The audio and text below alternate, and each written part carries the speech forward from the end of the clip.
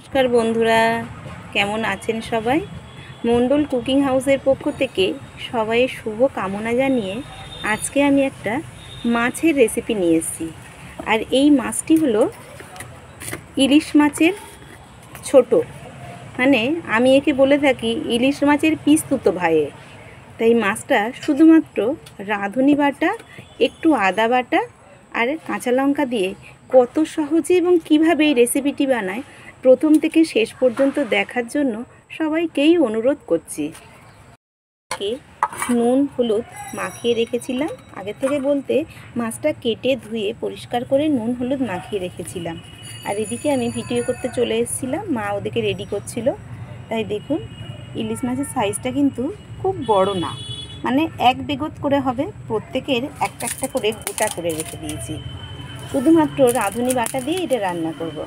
এই দেখুন রাঁধুনি, যাকে অনেকেই এটা চন্দনী বলে থাকেন, আমরা এটা রাঁধুনিও বলে থাকি, চন্দনীও বলে থাকি।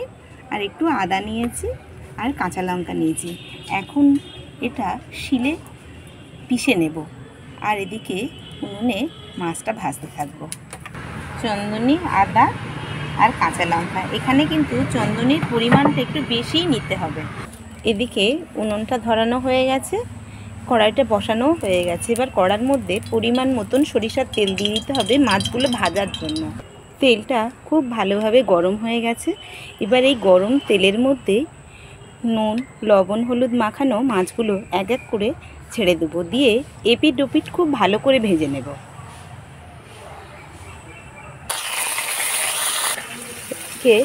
শিলে বাটাবুটি চলছে, সমস্ত মাছগুলোই খুব ভালোভাবে ভাজা হয়ে গেছে। এবার উঠিয়ে নেব।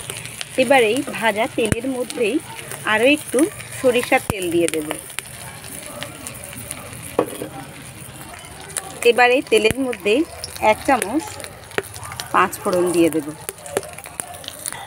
আর একটু কালো জিরে দিয়ে দেব।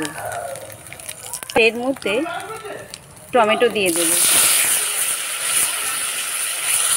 এবার এই টমেটোর মধ্যে একটু লবণ দিয়ে দেব, তাহলে টমেটোটা তাড়াতাড়ি নরম হয়ে যাবে।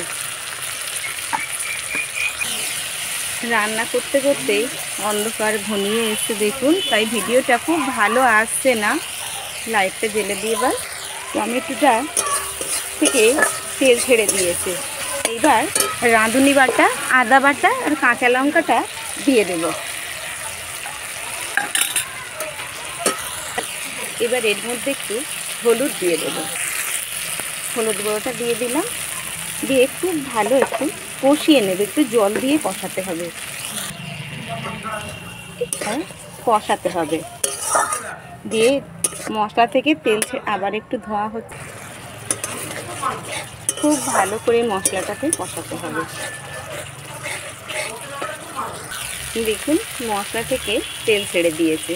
এবার এর মধ্যে জল দিয়ে দেব, পরিমাণ মতন জল দিয়ে দিয়েছি। এবার ঝোলটাকে ফুটতে দেব। ঝোলটা ফুটতে শুরু করেছে।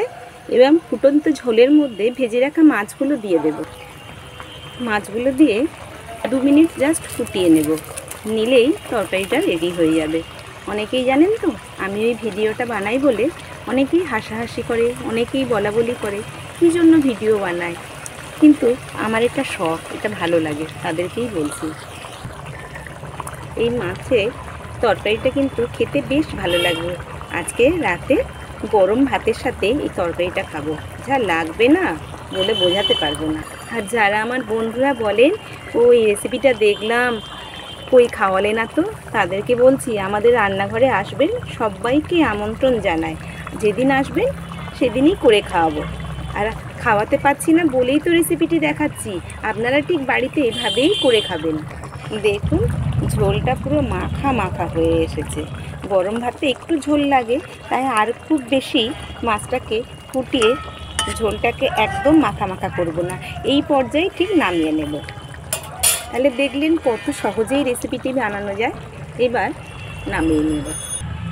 দেখুন কালারটা কত সুন্দর আসছে, দারুণ লাগবে খেতে, কিন্তু খুব সুন্দর কালারটা এসেছে। তাহলে রেসিপিটি যদি ভালো লেগে থাকে তাহলে অবশ্যই আমাকে লাইক, কমেন্ট, শেয়ার করবেন।